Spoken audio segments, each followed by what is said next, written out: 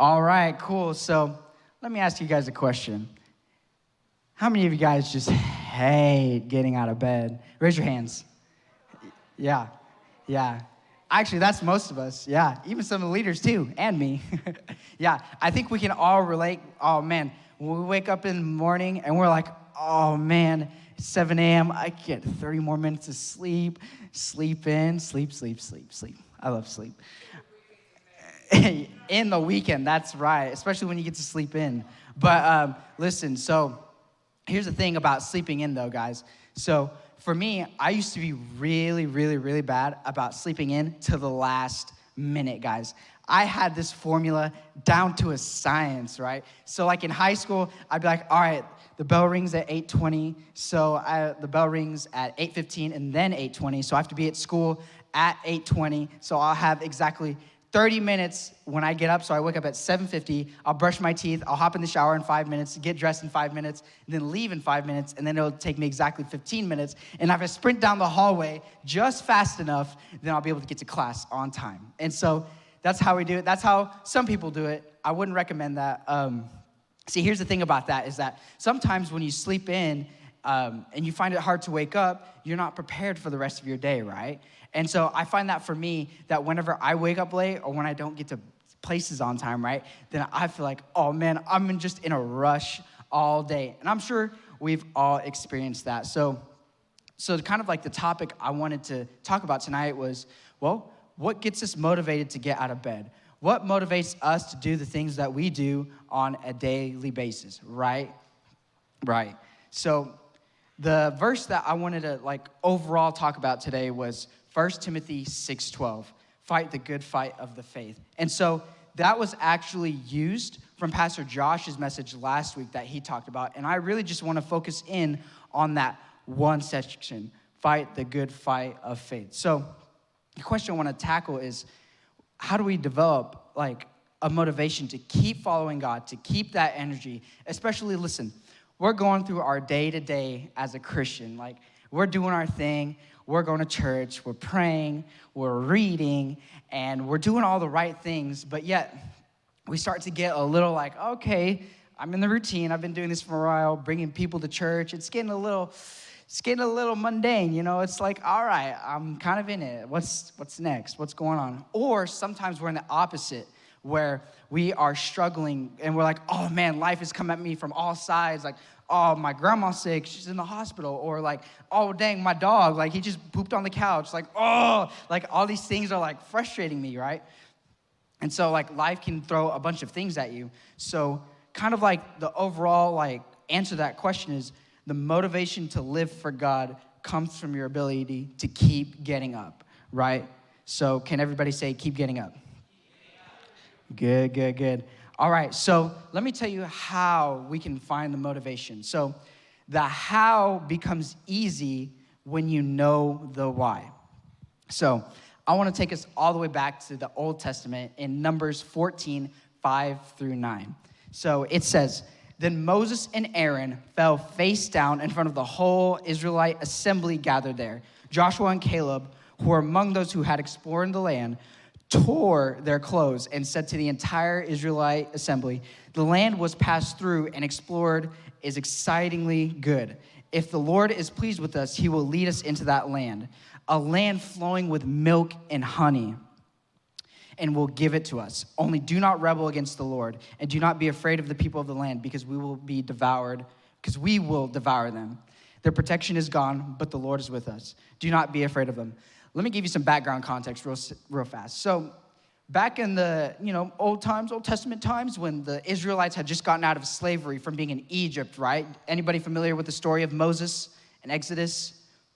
So Moses had just freed the slaves from Egypt, right? The Israelites, God's chosen people. And so they get freed, and then, at the end of that, God says, I will take you guys to the promised land where it's flowing with milk and honey, right?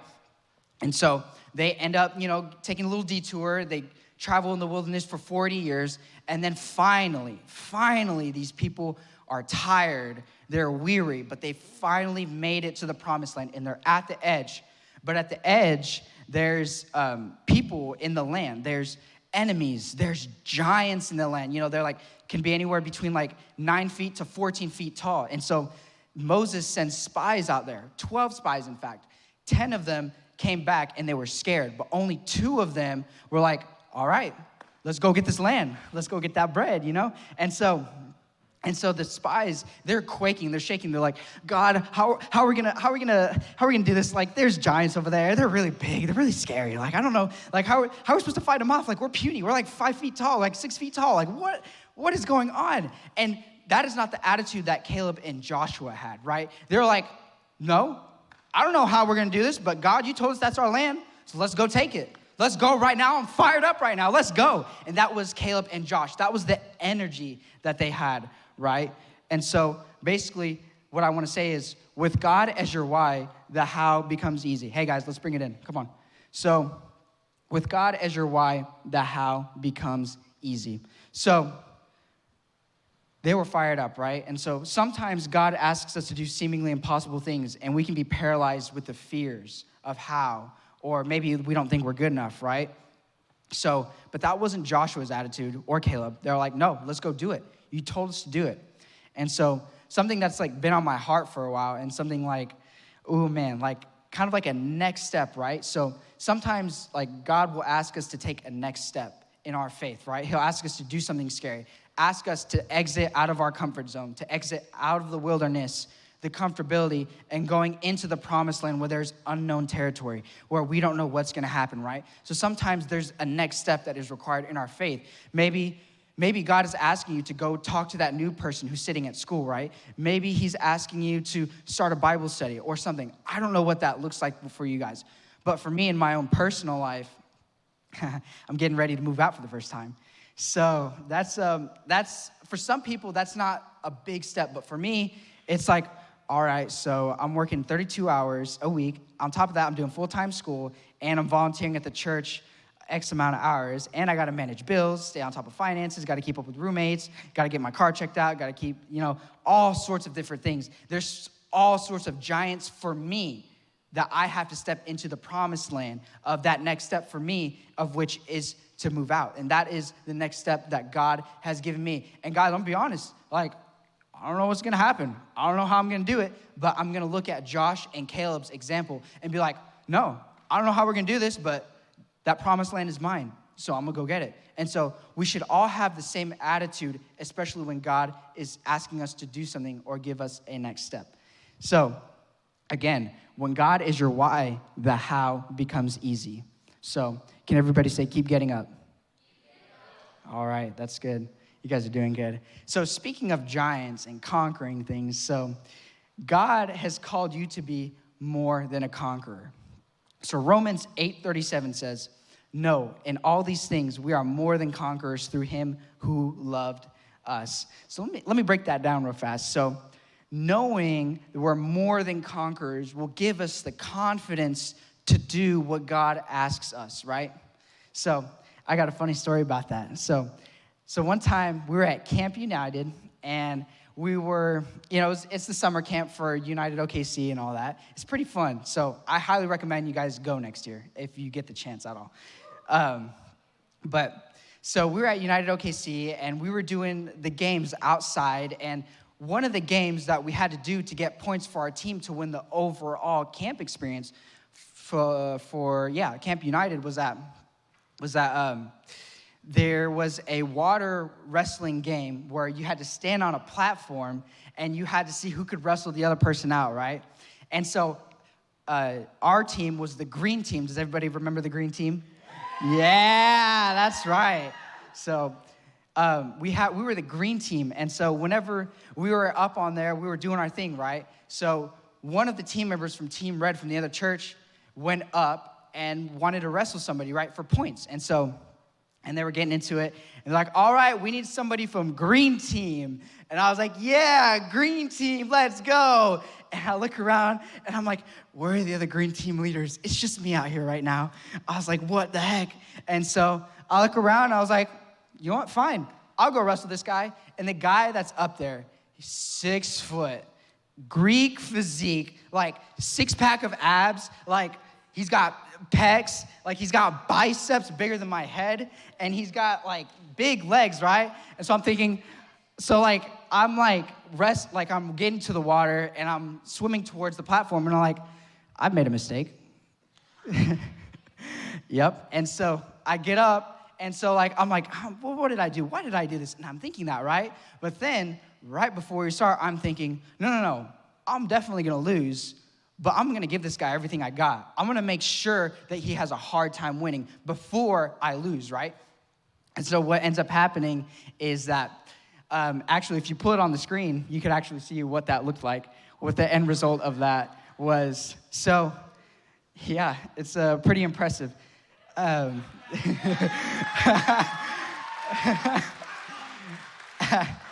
so, what ended up happening is we're in our stance, right? And I'm like, all right, 3, 2, 1, go. And I'm thinking, all right, this guy's automatically stronger than me. And so he starts pushing me off immediately. I was like, okay, I'm not gonna win the strength game. And so what I do is I was like, okay, I gotta play this smart. So this happens within the span of like 3 seconds. Like, I'm not even kidding. And so he's pushing me off the board, right? Like, so I'm coming up to the edge like this. And so what ends up happening is I take him and I bear hug him. And what I do is use his momentum against him. And I just completely turn him over just like that. And if you look at his face, he was definitely not seeing that coming. He was definitely thrown off guard. And so his back touches the water first, and we win. Green team wins, and red team is just like. What's funny is red team was like, while we were out there, red team was like, this kid's gonna get destroyed. This guy's gonna get destroyed. Look at him, he's so short, he's so small, look at this guy. And I'm just like, dang, all right. And so basically what happens is I should not have won that fight. Like, let me be real with y'all. Like, I'm like 125 pounds, all right? Like, I should be eating more, right? And so, like, oh man, like, I should not have won that fight. The odds were like 100-1 guaranteed, at least in my opinion. But kind of like the main point I wanted to drive that home is that I wanted the guys to let you know is that there was something in me that had something to prove that I was like, wait, no, there's more to this. Like, I got more to give in this situation than I realized, right? Like, I have more to offer. Like, I can show these people, like, no, I can put up a good fight, right? And that is all of you, right? Especially since God has said you are more than conquerors. So whatever situations, whatever challenges you have right now, guys, you guys have that stuff in you, that grit, that oomph. Like, I don't know what else to describe it, that like God has given each and every one of you, because he said you are more than conquerors. So you guys have the power to achieve, to overcome giants, to overcome challenges, obstacles, whatever, and whatever situation that looks like. Like, I don't know what that looks like for you guys, but it could be maybe you're in all these pre-P classes and you got to study your butt off, right? And so you're like, you just got to do it, right? But you have that power. Or maybe in sports, like you're floating between JV and varsity. Well, you guys have the power to do that. Or you guys have the power to go up to that friend group and introduce yourself and build relationships with them so that you can introduce them to Jesus later, right? Does that make sense? Is this starting to make sense to you guys?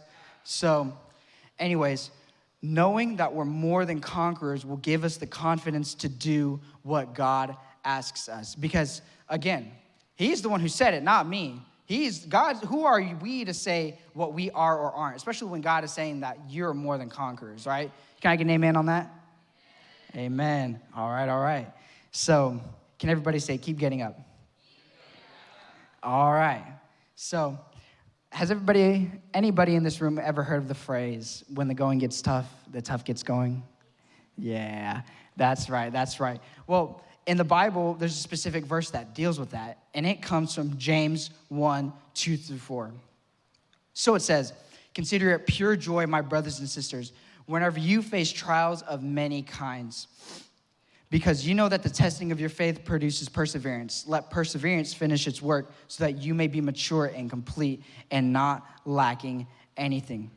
So I kind of want to break that down for you guys. So what that's saying is consistently picking yourself back up is the key to motivation. So what it's saying by perseverance, guys, perseverance is the stuff that when you make a commitment to something that you stick to it no matter what happens. So like if you make a commitment to basketball for the season, you commit to training, you commit to eating right, you commit to practicing right. Well, it's the same thing when you make a commitment to God, when you make a commitment to love him, when you make a commitment to obey him, right? It is the exact same thing.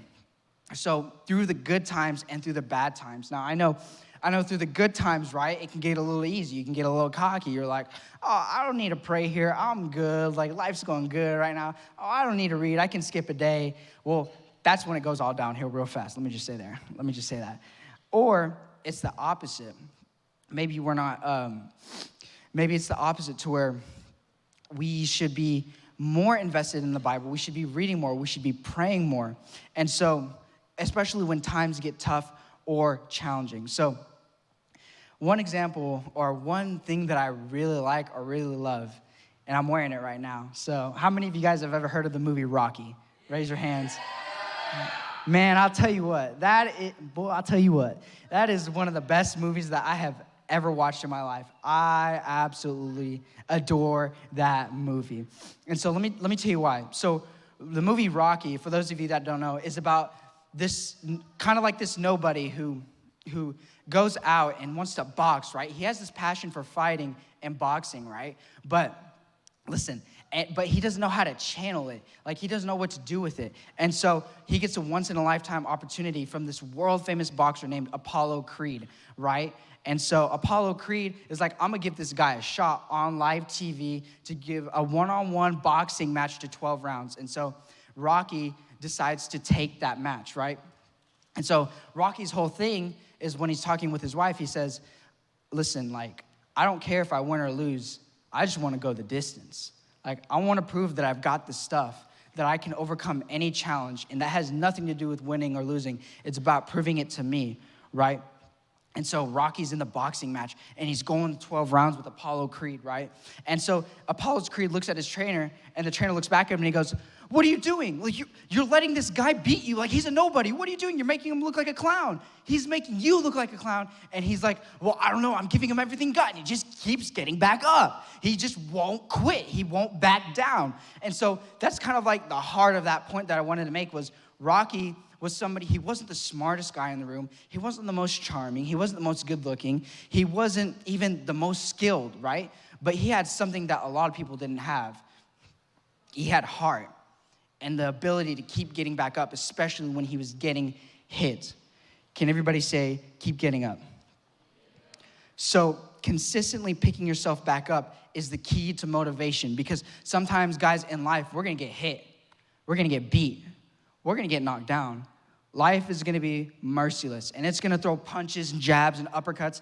It might even do something dirty, something illegal that you didn't even see coming or expect, right? It might take a cheap shot. And so you might not even see it coming. And so what you guys should focus on when you're doing that is just keep getting up, keep getting up, keep getting up. And that is the only way that you're going to persevere, especially in a relationship with God. So whenever you're going through hard times, whenever you're going through good times, keep getting up. Choose God. Wake up and pray. Wake up and read, even when you don't want to. Even when you wake up with this heavy knot, this heavy feeling in your chest, like you can't even breathe. Like, nope, I got to keep getting up because it's what I do, because it's what I'm supposed to do, because it says to persevere, to let perseverance finish its work so that you may be mature and complete and not lacking anything.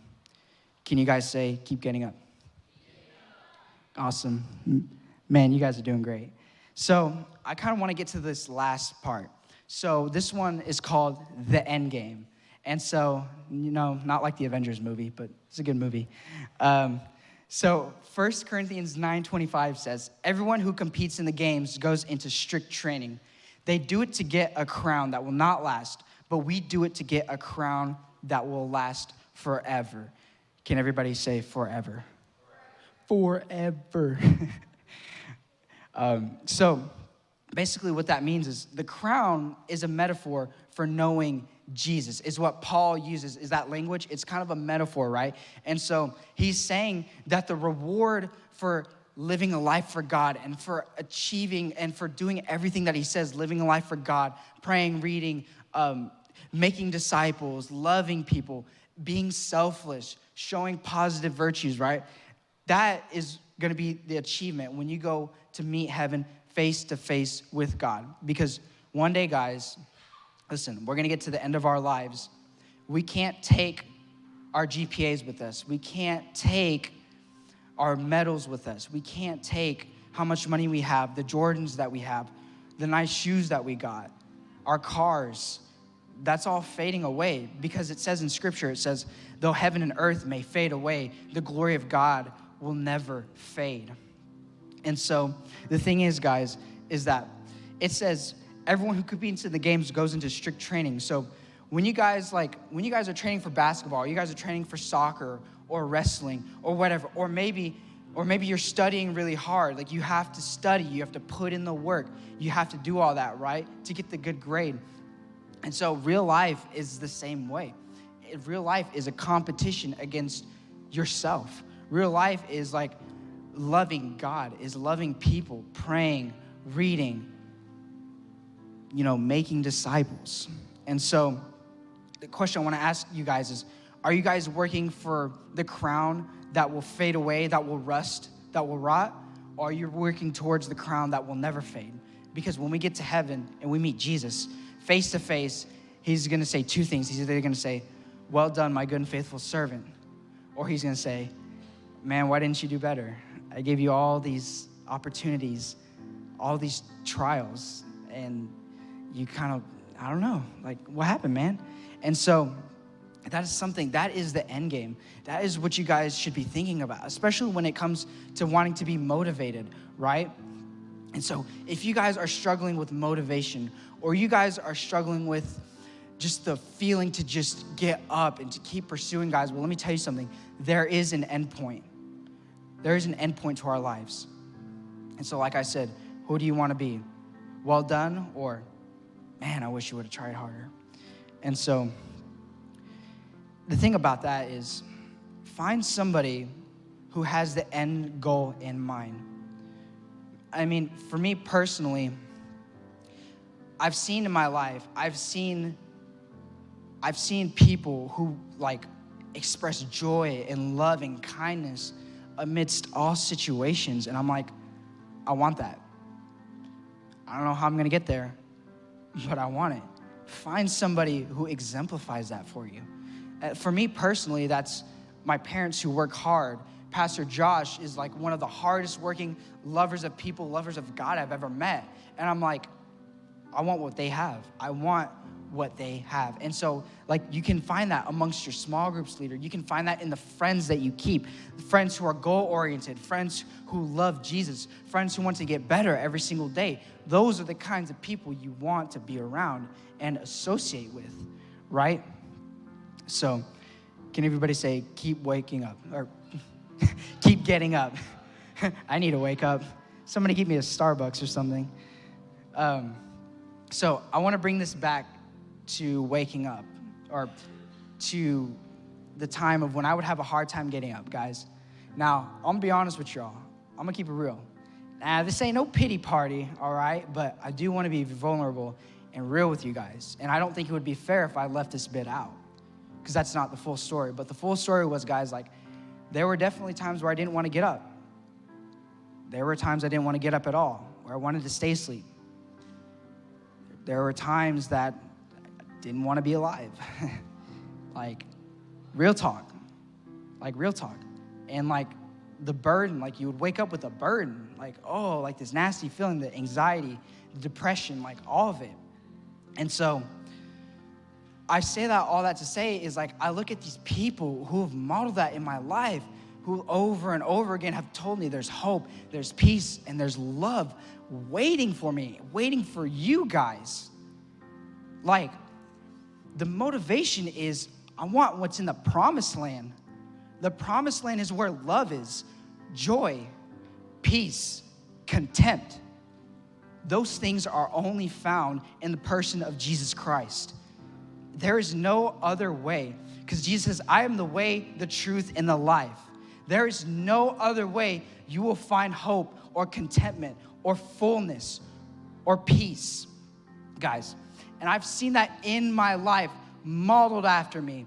And so, guys, I'm gonna bring it back to the promised land talk, right? When the Egyptians were in the promised land, they were trying to get to the promised land. And so they had a choice. They could either go back to the wilderness, go back to being a slave in Egypt, a slave to your sins, a slave to your guilt, slave to your shame, slave to your depression, all of that. Or they had a choice to step into the promised land where there is hope, where there is freedom, where there is love, there is courage, there is strength beyond anything you could ever imagine. Is that right? Isn't that right? Right. And so, guys, we have a choice every single day to get up and step into the promised land and step into who God wants us to be, to step into the roles that he's prepared us for, and to step into the people we are destined to be, to become mature and complete and not lacking in anything. Or we have a choice to be like the other Israelites, the other 10 spies, the other ones who are quaking and shaking, living in fear, living in, I think we should go back to the promise. Like, we should go back to slavery. We should go back to the wilderness. Like, no. I've spent way too long being in the wilderness to not go back to the promised land that God has for us. And so you guys should want that more than anything. And I know there's some of you are in here are struggling with things, going back to the same thing over and over and over and over and over and again. And it's okay because we're human. But at the end of the day, we always have a choice to either step into what God has called for us or just step back into what we were doing. So, the choice is up to you guys. God has given you everything you need to go into the promised land. He's given you everything. Friends, community, a place to live, a place to sleep, a place to eat, people that you can cry with, that you can laugh with. He's given you everything. He's given you all the tools. You guys get to go to school. Man, some kids don't even get to go to school. Like, they don't get to have friends. They don't get any of that in some places, guys. And so you guys have a choice every single day. The key to motivation is choosing to get up and to step into the promised land that God has for us. So it's up to us whether or not we're going to take it. Take that step.